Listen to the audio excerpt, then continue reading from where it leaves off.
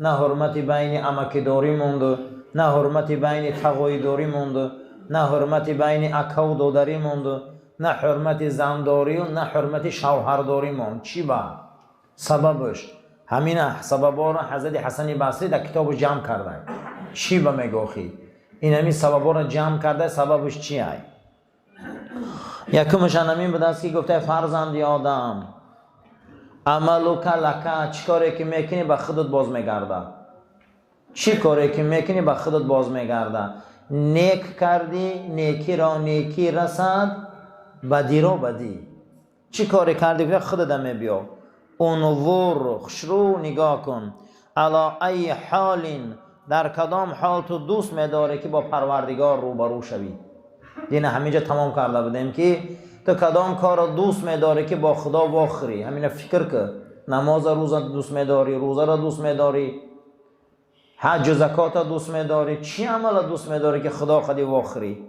انمورا که دوست داری گفته از خفای همین کار زیادتر شو، از خفای همین کار زیادتر حرکت کن. وقتی تو خدا را دوست میداری که کدام عمل خودی واخری. چی عملی که میکنی او عمل در خودت باز میگرده، چی نیک باشه چی بد.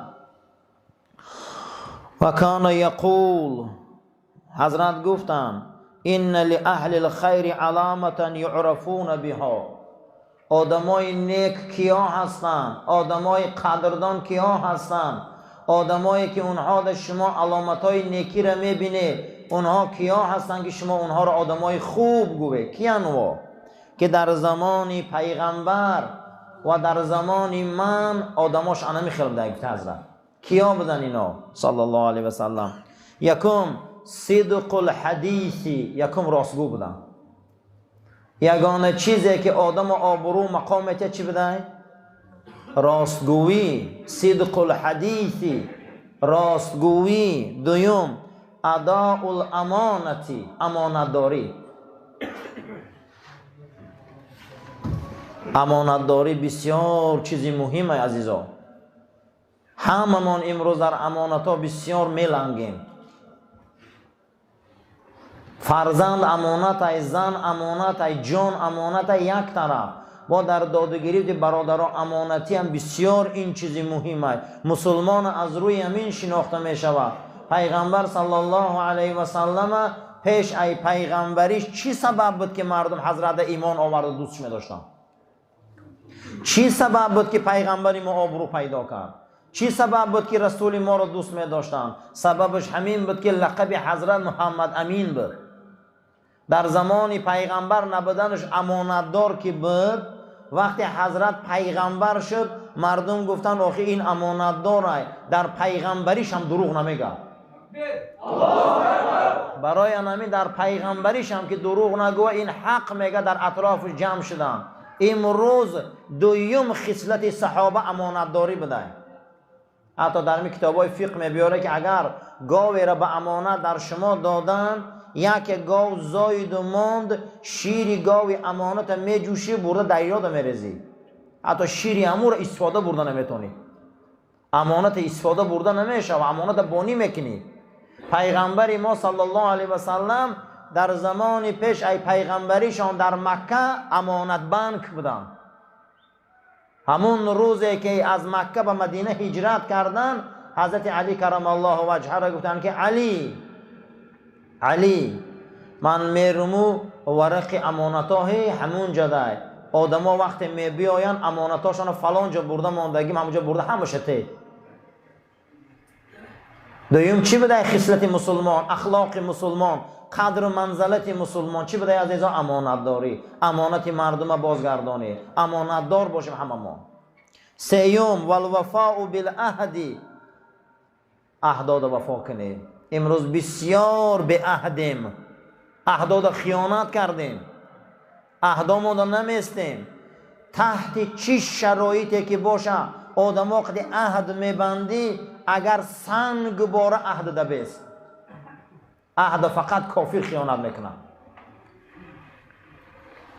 والوفاء بالعهد، عهد بسته.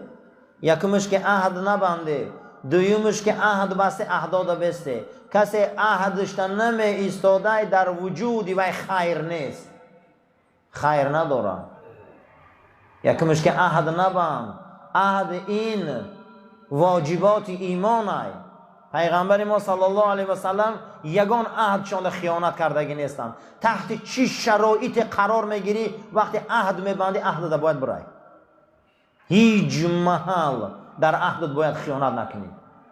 عهد خودت که شکستی و چی دیگر غیرت میمونه، چی قدر میمونه برای آدمی که عهدش میشکنه. همین آدمی که تحت وعده میره و عهد میبنده عهدش میشکنه و قدر داره دیگه نزدیک موده.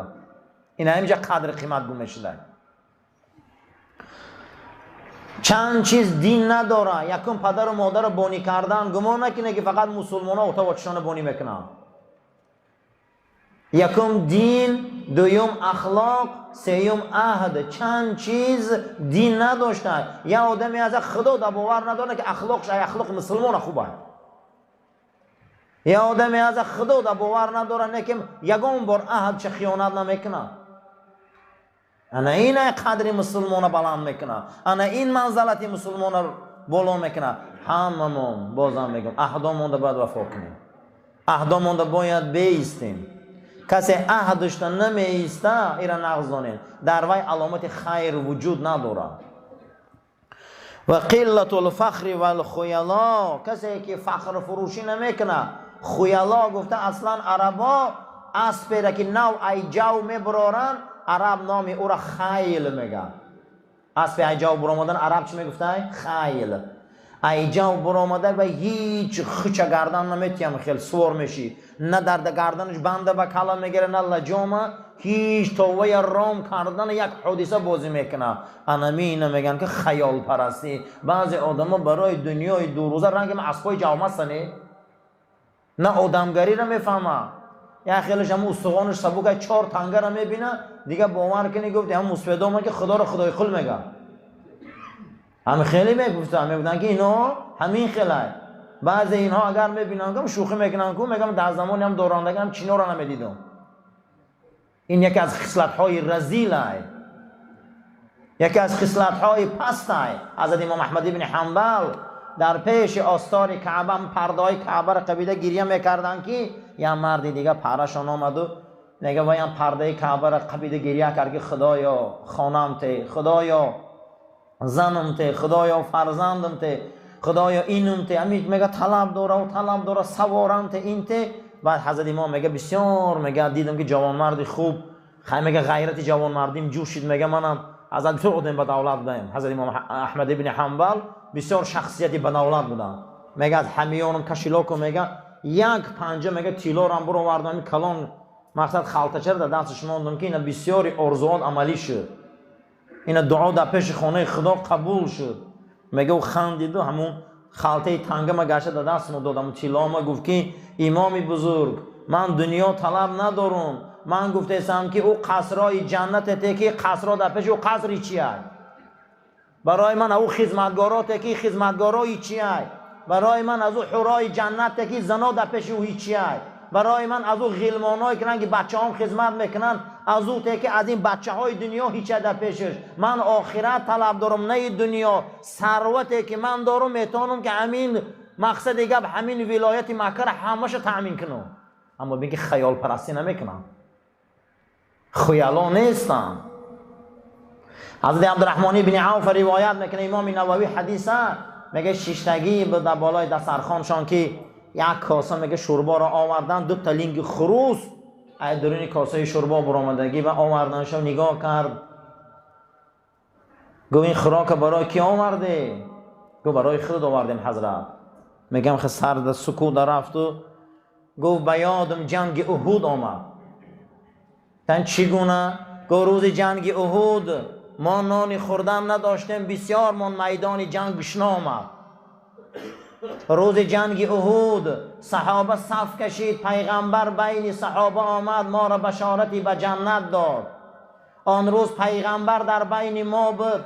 ما هم معنوی سر بدیم هم مادی سر بدیم. ما از چهره او چشمامون کندن نمیتونستیم. اما مصعب ابن عمیر به کفن گور کردیم در احد روز. حمزه را پاره پاره کردن. اشحل به کفن گور کردیم. همین گفت که بسیاری صحابه را به کفن گور کردیم. امروز ابن عوف مالش دنیا را گرفته در پیش و یا هیچ در ایمان و منزلت بزرگ نیستی، با وجودی که با تو خروس شربا میخوری. بگیره اینه پیش من میگه گفت بگیر یکر که ما این روزای وزبی نمیگذراندیم، ما گشنه بدیم، ما هیچی نداشتیم. اما اونها امروز خوابند در او پرده خاک. اونها بودن شیر مردا، اونها بودن جوان مردا. اما امروز من هیچ چیز ندارم. ای ابن عوف تو هیچی نداری، با وجودی که در وقت مردنش مال ابن عوف ترکه کردن نتونستن. نصفش اول 3/1 بخشید، نصفش بخشید و حساب کردن نتونستن. بعد از او سرش بلند کرده گفت ای مردم، من از مکه آمدم، قسم به خدا در پام پاپوشی نداشتم. پیغمبر خدا را در پیشی بازار دیدم. حضرت من گفت چی دعا تیم تا ابن عوف؟ گفتم بازار دعام ته. ای روزی که دعای رسول اکرم گرفتم، می در آمدم بازار مدینه، سنگم برداشتم در تگش پول بود. این معجزه رسول اکرم بود. میگم من همین خیلی شد که روزه پول و تنگه و تیلای من ای بازار شترا می برآوردم. این دعای رسول اکرم بود اون روز در حق من یا پالوچ بودم. امروز مالی مرا ترکه کردن نمیتونن، مالی مرا حساب کردن نمیتونن، مالی مرا تقسیم کردن نمیتونن. مردم شاهد باشه همش بخشیدم و شما هم روز قیامت شاهدی تهیه که ابن عوف تمام مالش بخشید، من خدا حساب نکنم. یکی از میلیاردری صحابه بود. حتی که رسول اکرم صلی الله علیه و سلم یک حدیث مخفیه که در ام المؤمنین عایشه ما گفته بودیم، یک چنگ درونی مدینه منوره را فرا میگیره. خانه ها، تیرزه ها، شوی. مادرمان میگه چنگی چیه؟ میگن چنگ کاروان عبدالرحمن ابن عوف ای سودای یمن اومده است. میگن عبدالرحمن که ای مکه برآمدن در پاپوشی نداشت، کاروان اوایه. ای برادرم ما پالوچ آمده میجا بسیار مون، هممون ما پامون لوچ بود. 95% ما از عائله فقیر به دنیا آمدگیم. امروز 4 تنگه را بسیار انسان میاوه باور کنی در فخر فروشی و در بینی تزکنی دفعه شیشه نمیشوه. گو کاروان ابن عوف های تام بله گو فیرودش کنی. ابن عوف گفتن مادر فیرود دارد. دویده آمد در دستش یک کوزه طلا که مادر 1 سال ما در تجارت بودیم حق ندادیم. ای مهنت حلال میگو من اینا برای فیرود نکردم عبدالرحمن. برای چی فیرودون کرده باشم؟ گو از پیغمبر یک حدیث در حق گوم. گو چی حدیث های؟ گو رسول اکرم صلی الله علیه و سلم فرمودن که روز قیامت همه آدما با پاهاشان میدرایند جنت، اما عبدالرحمن ابن عوف رنگ مار خزیده جنت میدراید. بعد از اون میگه 6 میگه در زمین و گریه را سر کرد. همین خیلی گریه کرد که پروردگار اینقدر دنیای برای من دادی، من قسم به خدا میترسم که عیش آخرت همه دنیا در من نداده باشی. من در کار نیست دنیا داری گو، من در کار نیست. من وقتی که خزیده که میدرآمدم جنت، معلوم همین بوده که حساب کتابی من وزوین بوده. حتی در یک روایت دیگه جناب پیغمبر میگه تمامی بای بچه های صحابه شیشته بودن نگاه کرد و گفت روز قیامت محکمه سلیمان پیغمبر 500 سال میرفته. 500 سال محکمه سلیمان پیغمبر میرفته. وقتی دعا کرده بوده که پروردگار رو برای من ملک و مال و پولتی که کسی در نداده باشی، گفت با اون شرط میتیم تا که 500 سال بعد جنتی ها جنت میدروی. 500 سال سودش میرفته.